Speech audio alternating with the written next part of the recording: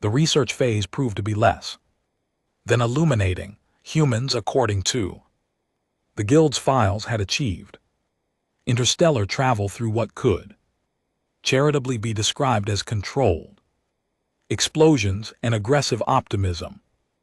Their technology relied heavily on crude chemical processes and what appeared to be a disturbing amount of duct tape. They had no natural armor, no built-in weapons, no psychic abilities, and a skeletal structure that seemed designed by someone who'd never actually seen combat. Marcus Chen's file was even less impressive. Age 43 standard years. Occupation, maintenance technician. Notable achievements, perfect attendance. At work for the past 6 months, winner of the colony's weekly poker game 3 times running, and owner of what the surveillance reports described as an unusually comprehensive collection of antique Earth tools. The journey to New Haven Colony took 4 days via commercial transport, during which Zigthara reviewed her equipment manifest with the thoroughness of a professional who'd learned that overpreparation was the difference between a successful assassination and an embarrassing obituary. Neural disruptors, molecular acid, gravity mines, and her personal favorite, a small device that could induce catastrophic organ failure while making it look like natural causes. For a human she'd packed light. New Haven Colony existed in that sweet spot of galactic civilization where frontier spirit met indoor plumbing. Settlement housed roughly 3,000 humans, engaged in what the colonial charter optimistically described as agricultural development and what looked more like systematic dirt reorganization. Architecture favored function over form, with buildings that appeared to have been constructed by someone who'd read about aesthetics in a manual but never actually seen it implemented. Zigthara's first observation of Marcus Chen confirmed the intelligence reports. Entirely ordinary human male displaying all the threatening characteristics of a particularly sedate houseplant. He emerged from his residential unit at 700 local time, carrying what appeared to be a beverage container and wearing the kind of expression that suggested his brain was still negotiating with consciousness for the day's operating parameters. His daily routine followed a pattern that would have made a chronometer jealous. Work, lunch, more work, dinner, sleep. Occasionally he deviate from his schedule to engage social activities with other colonists, usually involving the consumption of fermented beverages and discussions about topics that they're monitoring.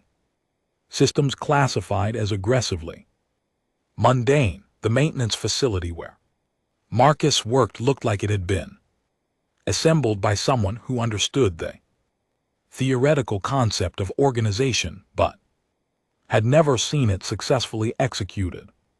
Tools hung on walls with the kind of haphazard arrangement that suggested they'd been placed there by controlled explosions rather than deliberate planning. Yet somehow Marcus moved through this chaos with the efficiency of someone who understood its underlying logic. Zigthara's first assassination attempt followed standard protocol: infiltration, positioning, single decisive strike. She'd selected a neural disruptor calibrated for human neurology, a device that would cause instantaneous brain death while leaving no trace of external interference. Clean, professional, efficient. She positioned herself in the maintenance facility storage area, waited for Marcus to enter his predictable routine, and activated the device. Marcus dropped his coffee mug. Then he rolled behind a workbench with a speed that seemed to violates several laws of physics and at least one rule of common sense. You know, his voice carried clearly through the facility, displaying a conversational tone that suggested they were discussing weather patterns rather than attempted murder. Most folks knock before entering someone's workspace. Zixthara recalibrated her neural disruptor and fired again. The beam passed through empty air where Marcus had been standing 0.3 seconds earlier. Now that's just rude, Marcus continued, his voice coming from a different direction. Entirely, I was having a perfectly nice morning until someone started shooting exotic energy weapons at my head. Third shot missed by an even wider margin. Marcus had somehow relocated to a position that shouldn't have been accessible without a transporter device. Yet he'd moved there using nothing more than what appeared to be creative use of maintenance equipment and a disturbing understanding of three-dimensional geometry. I'm guessing you're here about the hegemony thing, Marcus said, his voice now coming from somewhere near the facility's main entrance. Fair warning, this is going to end badly for one of us, and my track record with workplace safety violations suggests it's probably not going to be me. Zixthara switched to thermal imaging. The maintenance facility's heat signature showed a complex pattern of warm zones that made tracking Marcus's location approximately as reliable as predicting quantum fluctuations with a coin flip. A fourth shot triggered what could only be described as a cascading series of improbable events. The beam struck a carefully positioned mirror, reflected off a metallic surface, passed through a prism that happened to be hanging from the ceiling for reasons that defied logical explanation, and ultimately struck a container of industrial lubricant that exploded in a shower that coated the floor with a substance that made ice seem like high-friction sandpaper. Occupational hazard, Marcus explained helpfully as Zixthara struggled to maintain footing on a floor that had apparently been designed by someone who'd wanted to weaponize the concept of slipperiness.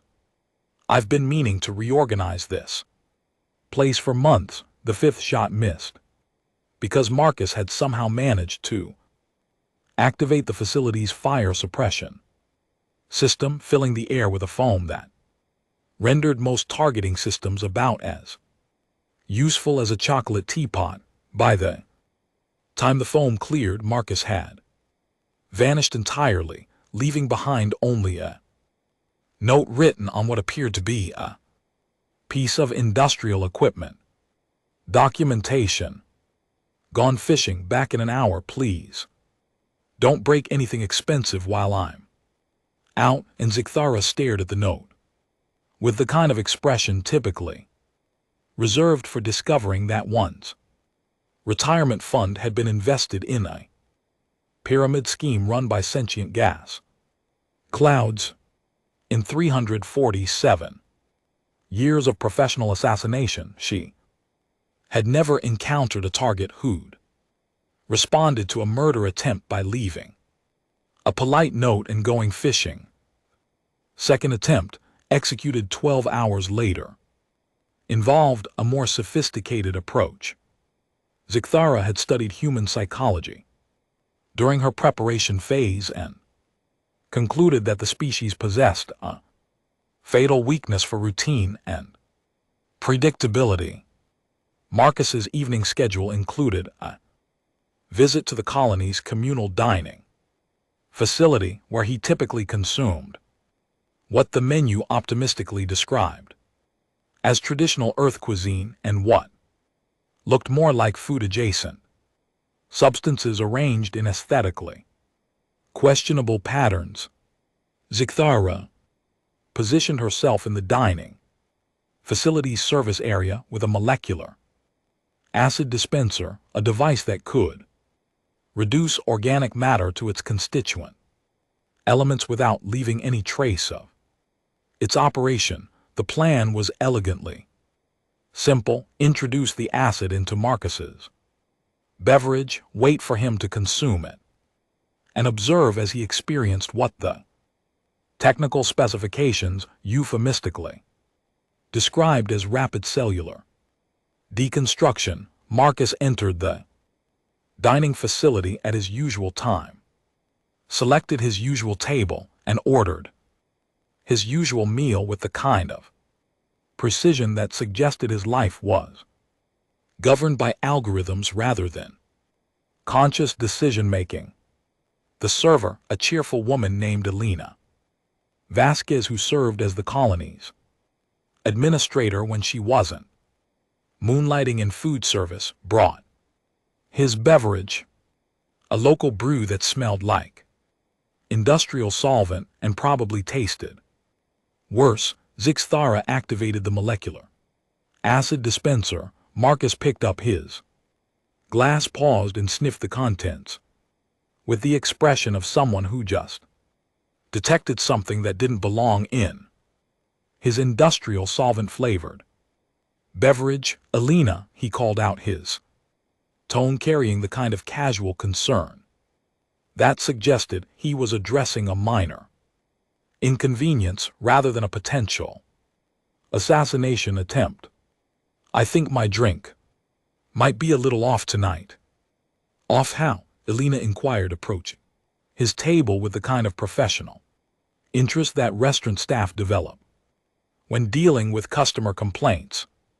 Well, Marcus said thoughtfully, it's glowing, and I'm fairly certain it wasn't supposed to be dissolving the glass. Elena examined the beverage with the expression of someone who dealt with enough colonial dining mishaps to recognize a serious chemical hazard when she saw one. That's definitely not normal. Let me get you a fresh one. She disposed of the contaminated drink with the efficiency of someone trained in hazardous waste management, leaving Zixthara to contemplate the fact that her molecular acid, a substance capable of reducing a Rigelian battle cruiser to its component atoms, had been defeated by what appeared to be basic quality control procedures. The third attempt involved explosives. Specifically, it involved a gravity mine positioned beneath Marcus's residential unit, device that would create a localized gravitational anomaly strong enough to compress a small building into a volume roughly equivalent to a marble. The mine's activation sequence was keyed to Marcus's biorhythmic signature, ensuring that it would detonate only when he was present in the structure. Marcus arrived home at his usual time, entered his residential unit through the front door, and presumably began his evening routine of domestic activities that the surveillance reports had classified as terminally boring. Gravity mine activated precisely on schedule. Marcus's residential unit imploded with the kind of spectacular precision that would have made a demolition engineer weep with professional pride.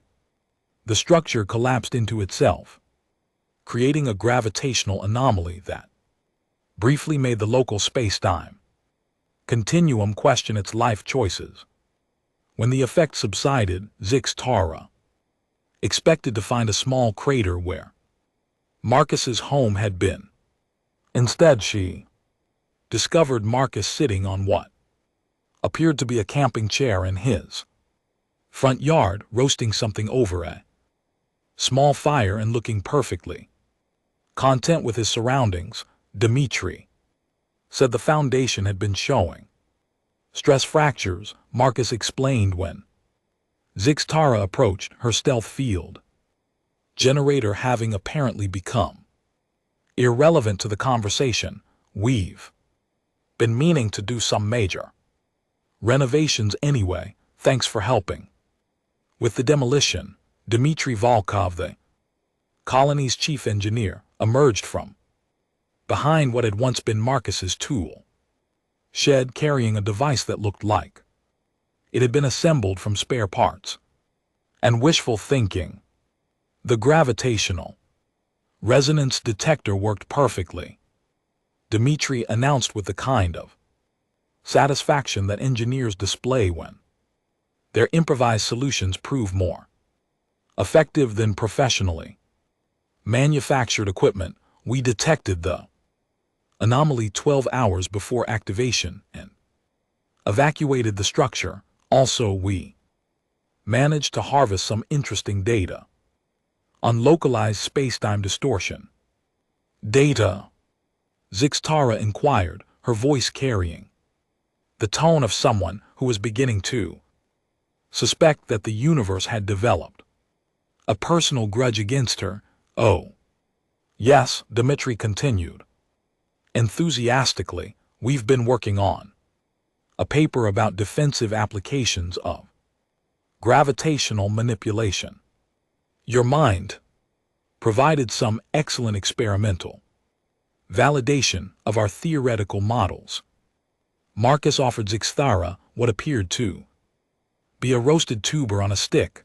Want some dinner? Elena brought over some vegetables from the hydroponic gardens, and Dmitry contributed some of his homemade sauce. It's actually pretty good, assuming you don't mind the slight metallic aftertaste. The fourth attempt involved poison gas. The fifth attempt involved a sniper rifle. The sixth attempt involved what the manufacturer had promised was a foolproof antimatter charge. By the seventh attempt, Zixtara had begun to suspect that the universe was either playing an elaborate practical joke or operating under a completely different set of physical laws than the ones she'd spent 3 centuries learning to exploit. The eighth attempt involved a direct confrontation.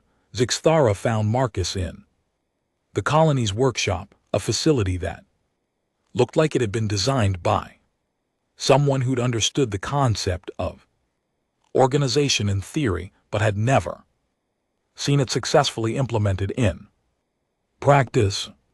Tools, components, and materials were arranged in patterns that suggested they'd been organized by controlled explosions rather than conscious planning. We need to talk, Zixtara announced, abandoning any pretense of stealth in favor of what she hoped would be a more direct approach to the problem. Marcus looked up from what appeared to be a mechanical device of indeterminate purpose and smiled with the kind of expression that suggested he was genuinely pleased to see her. Finally decided to introduce yourself properly, he asked, wiping his hands on a cloth that had seen better decades. I was wondering when you get tired of the whole mysterious assassin routine. You knew I was trying to kill you, Zik. Thara stated, her tone carrying the kind of flat certainty that suggested she was beyond surprise at this point. Well, yes, Marcus replied, his tone suggesting that this was roughly as obvious as observing that water was wet. The exotic energy weapons were a pretty strong indicator. Also, Elena mentioned that someone had been asking questions about my schedule, and Dmitry's sensors picked up some interesting readings from your stealth equipment. And you weren't concerned about this, Marcus considered the question with the expression of someone who was trying to find a polite way to explain something that should have been obvious. Look, he said, finally, I've been working maintenance and engineering jobs for the better part of 20 years. I've survived equipment failures that should have been fatal, chemical spills that should have been lethal, and that one incident with the fusion reactor that the safety inspector still refuses to discuss in public. At this point, assassination attempts fall into the category of Tuesday. I am Zikthara Vex, she announced, drawing herself up to her full height and allowing her natural Kytherian intimidation responses to activate. I am the most feared assassin in known space. I have eliminated targets that were considered unkillable. I have never failed a contract. That's nice, Marcus replied with the kind of tone that suggested he was genuinely impressed, but not particularly concerned. I'm Marcus Chen. I fix things that break, and I'm pretty good at not staying dead. When people try to kill me, it's not exactly a professional skill, but it's proven surprisingly useful over the years. He gestured around the workshop with the kind of casual pride that suggested he was showing off his life's work. This whole colony is basically one big engineering project, he explained. We're trying to make a human settlement work on a planet that's about as hospitable to human life as a black hole is to organic matter. Every day is a series of potentially fatal problems that we solve using whatever materials we can find and whatever techniques we can improvise. That doesn't explain why you're impossible to kill, Zikthara pointed out, her professional frustration beginning to override her natural Kytherian stoicism. Isn't it? Marcus asked, his expression suggesting that he was genuinely curious about her perspective. Because from where I'm standing, it explains everything. He picked up a tool that looked like it had been designed by someone who'd never seen a proper tool but had heard them described by someone who'd only seen pictures. You've spent 3 centuries learning how to kill things that were designed to be killed, Marcus continued, his tone taking on the kind of casual certainty that suggested he was explaining something that should have been obvious. You've mastered the weaknesses of hundreds of species, learned their biological vulnerabilities, studied their behavioral patterns, and developed techniques for exploiting their natural limitations. Yes, Zikthara agreed, not seeing where this explanation was leading. But humans weren't designed to be killed, Marcus said, his smile taking on the kind of expression that suggested he was sharing a particularly good joke. We were designed to be broken, and then we were designed to keep working anyway. He activated the device he'd been working on, and it immediately began making sounds that suggested it was probably violating several laws of physics and at least one principle of common sense. This is a water recycling unit, Marcus explained, raising his voice over the mechanical noise. It's built from spare parts held together with industrial adhesive and operates on principles that would make a proper engineer file a formal complaint with the universe. It should have failed catastrophically within the first hour of operation, but it works, Zikthara observed. It works, Marcus confirmed. Just like everything else in this colony, just like every human settlement in the galaxy. We take things that shouldn't work, we make them work anyway, and then we keep them working long past the point where any reasonable species would have given up and done something sensible instead. The devices sounds grew louder, and Marcus made a series of adjustments with a kind of casual competence that suggested he was fine-tuning a piece of equipment rather than preventing what appeared to be an imminent mechanical explosion. You want To know why Velter Quinn hired you to kill me, Marcus asked, his tone taking on the kind of certainty that suggested he knew exactly why he'd become a target, because 3 months ago I submitted a proposal to the Galactic Engineering Council for a new type of faster-than-light communication system. The proposal was rejected officially because the technology was deemed theoretically impossible and potentially hazardous to local spacetime stability. Unofficially because if it worked, it would make the hegemony's monopoly on interstellar communication about as valuable as a chocolate teapot. Marcus replied, Velter Quinn's family controls 60% of the galactic communication infrastructure.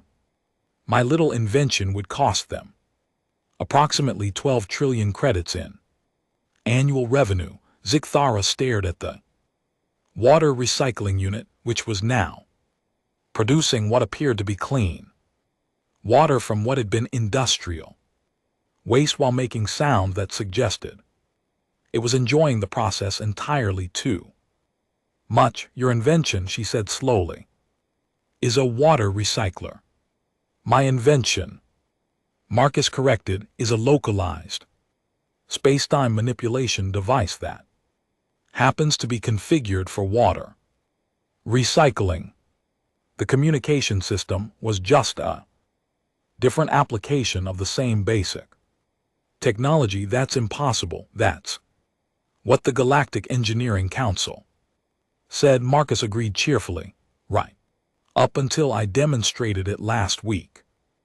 Alina recorded the whole thing and transmitted it to the council via standard channels. I expect they'll be updating their official position on theoretical impossibility sometime next month. Zikthara felt something that she hadn't experienced in over 2 centuries, the sensation of being completely, thoroughly, professionally outmaneuvered by a target who'd never even tried to fight back. You knew I was coming, she said. I knew someone was coming, Marcus confirmed. Dimitri calculated the probability that Velter Quinn would try to have me killed rather than compete with superior technology. And the numbers were pretty conclusive.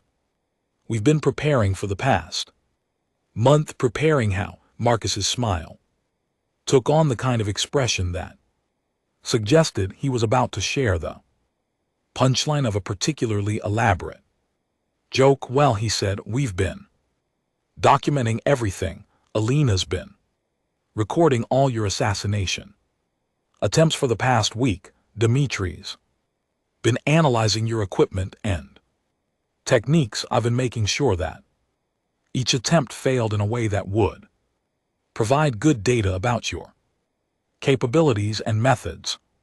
Data for what purpose? For the Galactic Security Council's investigation into illegal assassination activities in the outer colonies, Marcus explained with the kind of casual satisfaction that suggested he was particularly pleased with this development. Turns out they'd been looking for evidence of guild operations in colonial territories for quite some time. Your activities here have provided them with exactly the kind of documentation they needed to file formal charges. Zikthara felt her retirement plans crumbling like a poorly constructed building in a gravitation anomaly. There's more, Marcus continued, his tone taking on the kind of apologetic note that suggested he was delivering bad news that he genuinely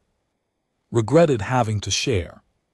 The Security Council has offered a substantial reward for information leading to the arrest and conviction of guild operatives. Alina's documentation of your activities here qualifies for the full amount.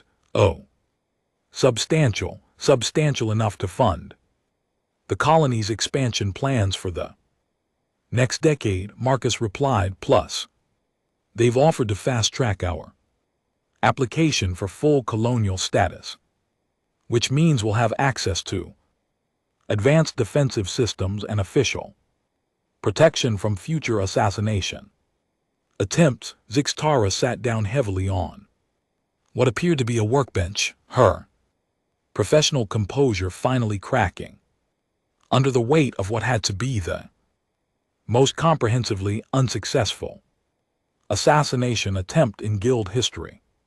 So she said, her voice carrying the tone of someone who was beginning to understand the full scope of their situation.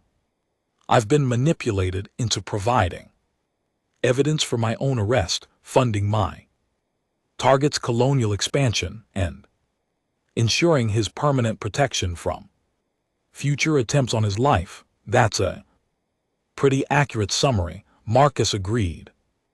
Though I should mention that we've also been analyzing your equipment and techniques for potential defensive applications. Some of your gear has given us ideas for improvements to our settlement security systems. You're using my assassination equipment to build better defenses. We're using your assassination equipment to build better everything, Marcus corrected. Dimitri's particularly excited about the applications of your stealth technology for improving our waste management systems. Zixtara stared at the water recycling unit, which was now humming contentedly while producing what appeared to be perfectly clean water from what had been industrial sludge.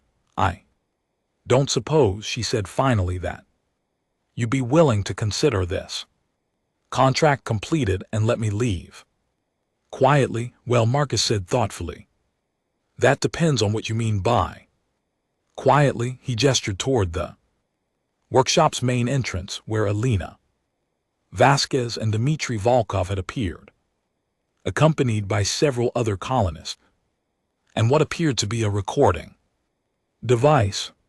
The Security Council wants to conduct a formal interview about guild operations, Elena explained with a kind of professional courtesy that suggested she was delivering routine administrative information rather than announcing the end of Zixtara's career. They've guaranteed safe passage and fair treatment in exchange for cooperation with their investigation, and if I refuse to cooperate, then you'll be detained pending formal charges of attempted murder, illegal weapons possession, and violation of colonial territory, Dmitry added helpfully. Though they've indicated that cooperative witnesses typically receive reduced sentences and protective custody, Zixtara considered her options with the kind of thorough analysis that had made her the galaxy's most feared assassin. She could attempt to fight her way out, but the colonists had demonstrated a disturbing tendency to turn and defensive situations into catastrophic failures for their opponents. She could attempt to complete her contract, but Marcus had proven to be considerably more difficult to kill than her professional reputation could survive. She could attempt to flee, but the Security Council's investigation would make finding safe haven approximately as likely as discovering that the guild had been secretly operated by philanthropists. What kind of protective custody? She asked finally. The kind that comes with a pension, housing allowance, and opportunities for career transition. Elena replied, the Security Council has been looking for consultants with experience in guild operations. They've indicated that former operatives who provide valuable intelligence typically receive very favorable employment terms.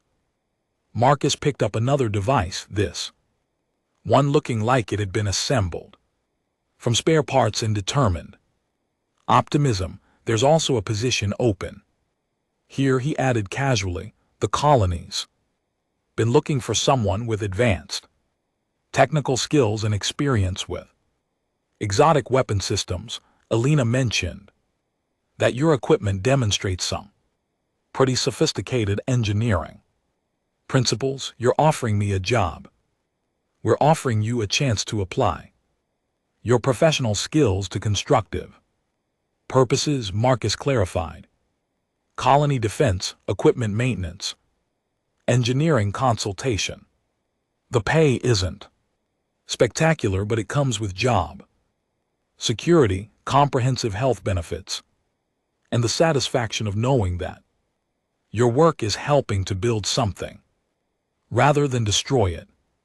Zicthera looked around the workshop, taking in the organized chaos of human engineering, the devices that shouldn't work but did anyway, and the casual competence of a species that had apparently decided to treat the universe's hostility as a personal challenge rather than a deterrent. And if I accept this position, she asked, what happens to my contract with Velter Quinn? Marcus' smile took on the kind of expression that suggested he'd been saving the best part of the joke for last. Well, he said, technically you'd be fulfilling the contract exactly as specified. Velter Quinn hired you to eliminate the problem represented by Marcus Chen, colonial maintenance worker. If Marcus Chen were to accept a position as the colony's chief security consultant, then Marcus Chen, the maintenance worker, would effectively cease to exist. That's not what he meant, and you know it. That's exactly what he meant, Marcus replied, his tone taking on the kind of certainty that suggested he'd given this considerable thought. Velter Quinn wanted to eliminate the threat to his family's business interests.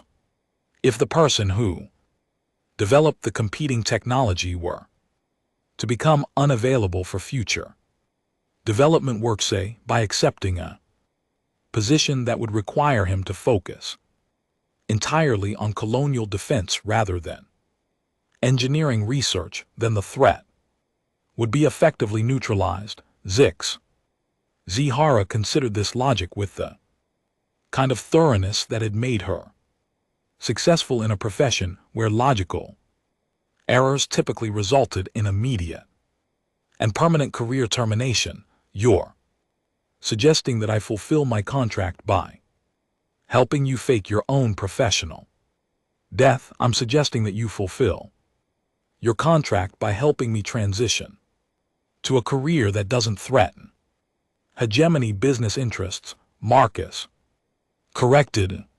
The Galactic Security Council has already indicated that they're willing to seal the records of this investigation in exchange for cooperation. As far as the official record would show, Marcus Chen, the engineering researcher, suffered a fatal accident during a colonial maintenance operation, and Marcus Chen, the security consultant, would be a completely different person. Alina added, her tone suggesting that she'd been part of this conversation from the beginning. Colonial administrative records are notoriously difficult to access, and the Security Council has been very accommodating about privacy concerns for their protected witnesses. Dmitri activated another device, this one producing sounds that suggested it was either processing data or digesting something particularly complex. We've already prepared the documentation, he announced with the kind of satisfaction that engineers display when their paperwork is properly organized. Death certificate, estate transfer, memorial service program, everything needed to establish that Marcus Chen, the maintenance worker, died in a tragic but completely believable industrial accident. You've been planning this for weeks, Zix Zihara. Observed, we've been planning this since. We figured out why someone would want. Marcus dead, Alina confirmed. The colony's survival depends on our ability to solve problems creatively, and this particular problem required a fairly creative solution. Marcus picked up what appeared to be a cup of coffee and offered it to Zik Esthara with the kind of casual hospitality that suggested they were discussing routine business rather than conspiracy to commit identity fraud. The way I see it, he said, you've got three options. You can fight, which won't end well for anyone. You can run, which won't end well for you, or you can stay, which might actually end well for everyone involved. Zik Esthara accepted the coffee, which tasted significantly better than anything she'd expected to find on a frontier colony. What makes you think I'd be good at colony defense? She asked. You've spent 3 centuries learning how to kill things. Marcus replied. Colony defense is mostly about preventing things from being killed. The skill sets are more similar than you might think. Plus, Alina added, we could use someone with your technical expertise. The equipment you've been using demonstrates some pretty advanced principles that could have applications for our engineering projects. And Dmitri continued, the Security Council has indicated that former guild operatives who provide technical consultation typically receive accelerated citizenship processing and access to advanced research facilities. Zik Esthara sipped her coffee and contemplated what had to be the most bizarre career transition in the history of professional assassination. 6 months ago, she'd been the most feared killer in known space. Now she was being offered a job in administration by a maintenance worker who turned her assassination attempts into a recruitment strategy. There is one condition, she said finally. What's that? Marcus asked. I want to know how you did it, Zik Esthara said, her tone carrying the kind of professional curiosity that suggested this was more than casual interest. All of it, the detection systems, the evasion techniques, the equipment modifications, everything. Marcus's smile took on the kind of expression that suggested he'd been hoping she'd ask that question. This, he said, is going to require a lot more coffee and probably some technical diagrams, but I think we can arrange that. Alina produced a tablet and began entering information with the kind of efficiency that suggested she'd been preparing employment documentation for quite some time. Standard colonial employment contract, she explained, housing, allowance, medical benefits, equipment, budget, and a signing bonus that should cover your immediate needs. The Security Council has already approved the compensation package. Zik Zara reviewed the contract with the thoroughness of someone who'd learned to read the fine print in documents that typically involved her committing to kill people. The terms were surprisingly favorable. The benefits were comprehensive, and the job description was broad enough to accommodate someone with her particular skill set. And Velter Quinn, she asked, he'll receive official notification that his contract has been successfully completed, Marcus replied.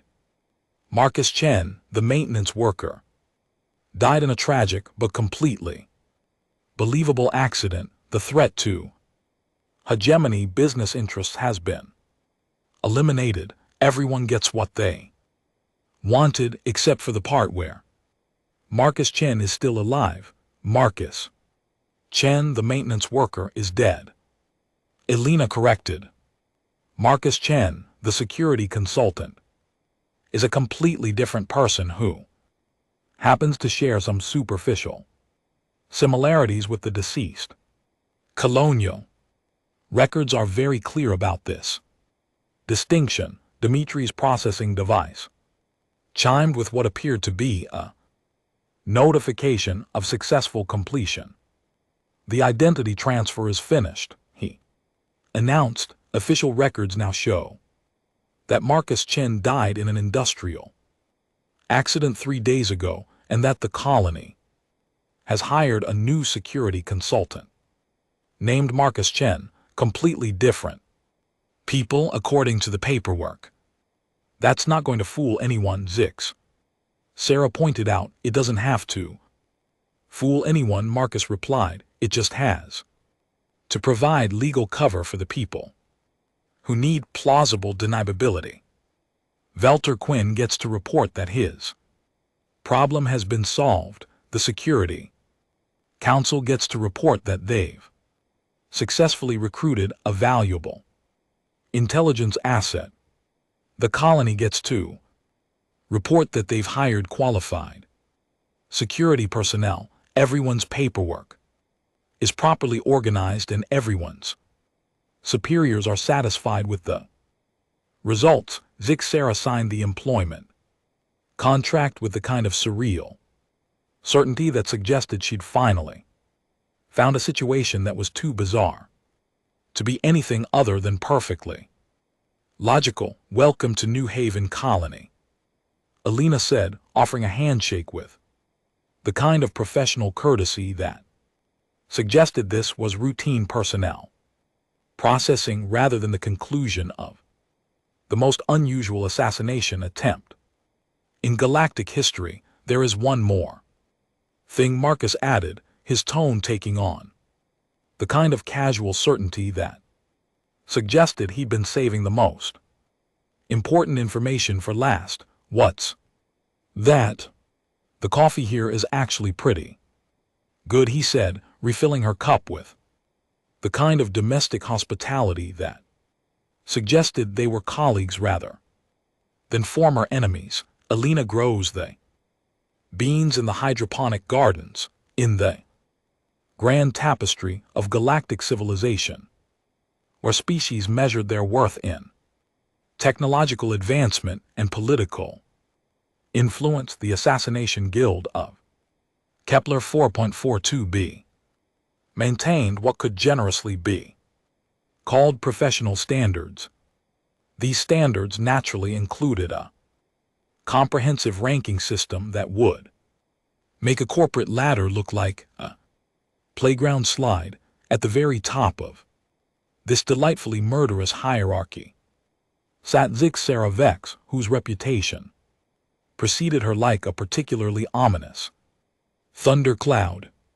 The Catharian assassin had spent the better part of 3 centuries perfecting the art of making problems disappear permanently. Her client list read like a who's who of galactic politics, corrupt senators, war profiteers, and that one particularly annoying food critic who'd given the Andromedan cuisine a scathing 2-star review. The galaxy's underworld whispered her name with the kind of reverence typically reserved for natural disasters and tax auditors.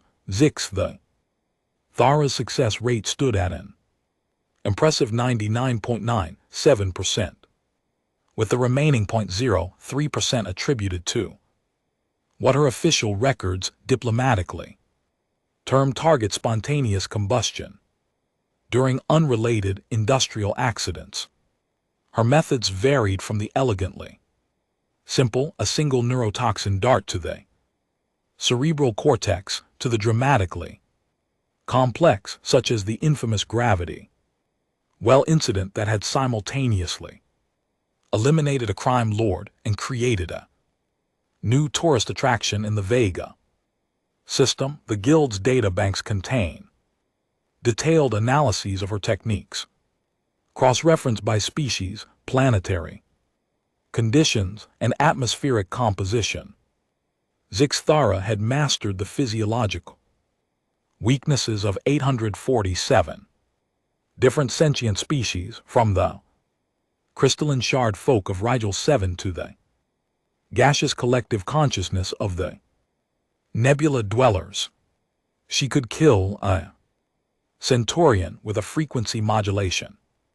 That would make their exoskeleton literally sing itself to pieces, or dispatch a Vorthon using nothing more than strategically placed mirrors and their species' pathological fear of their own reflection in a galaxy where humans were considered the galactic equivalent of cosmic background radiation present. Mildly interesting to xenobiologists, but ultimately insignificant.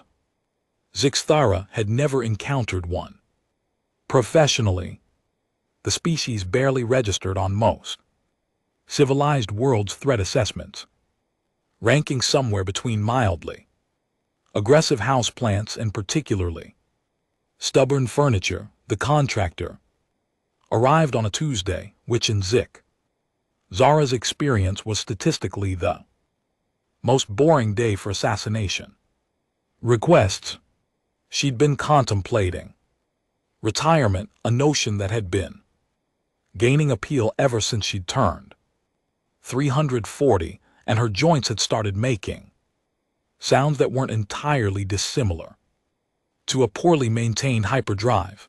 The Guild's medical bay had assured her that her species typically lived to 500, but recent jobs had left her feeling every one of her years. Velter Quinn represented old money in the way that only hegemony aristocrats could manage, the kind of wealth that had been accumulating interest since before most star systems had developed multicellular life. His family crest alone was worth more than the GDP of 12 minor colonies, and his personal transport ship made most military dreadnoughts look like economy shuttles. Codename Final Job, Velter explained, his translator unit rendering his native hegemony dialect into something approaching standard galactic. A human male, designation Marcus Chen. Current location, New Haven Colony. Sector 7 Alpha, Zig-Zarthus. Secondary eyes, the ones that had evolved specifically for detecting lies and measuring threat levels, barely twitched a human. The Guild's extensive database on Homo sapiens read like a particularly underwhelming nature documentary. Average height, 1.7 m average. Lifespan, 80 standard years. Notable abilities, opposable thumbs, basic to use, tendency to form social groups around shared delusions. The payment. Velter continued, transferring a sum that made Zig-Zarthus' account balance look suddenly magnificently substantial, enough to purchase a moon and a night moon with good atmospheric conditions, and maybe a decent view of a binary star system. Any particular reason for the generous compensation? Zixthara inquired, her tone carrying the professional interest of someone who'd learned that unusually high payments often correlated with unusually high chances of things going spectacularly wrong. Velter's expression shifted in what his species considered a smile, but which looked more like a geological fault line developing across his crystalline features. Let's call it hazard pay.